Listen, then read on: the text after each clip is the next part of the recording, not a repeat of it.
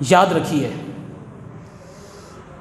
سب سے پہلے نمبر پر آج کے ہمارے اس معاشرے میں پرفتن دور کے اندر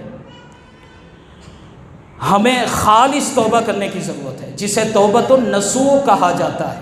حسن بصری فرماتے ہیں توبۃ النصوح یہ ہے کہ توبہ کرنے کے بعد گناہوں کی طرف اتنی نفرت ہو جائے جتنا توبہ سے پہلے گناہ کی طرف رغبت تھی۔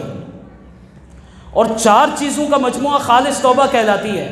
آج ہم زبان سے کہہ دیتے ہیں کہ میری توبہ میری توبہ میری توبہ، ہم نے اس چیز کو توبہ سمجھ رکھا ہے، لیکن حقیقت میں یہ توبہ نہیں، 4 چیزوں کا مجموعہ توبہ کہلاتا ہے۔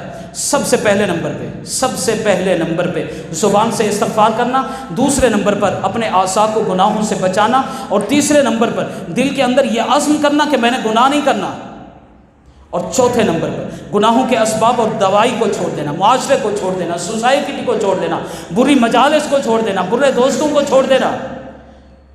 اگر ہم ان چیزوں کو نہیں چھوڑیں گے تو ہماری توبہ وہ خالص توبہ نہیں کہلائے گی۔ اگر ہمارے پاس گناہ کے اسباب موجود ہوں گے، گناہ کے دوائی موجود ہوں گے، ہماری توبہ قابل قبول نہیں ہوگی۔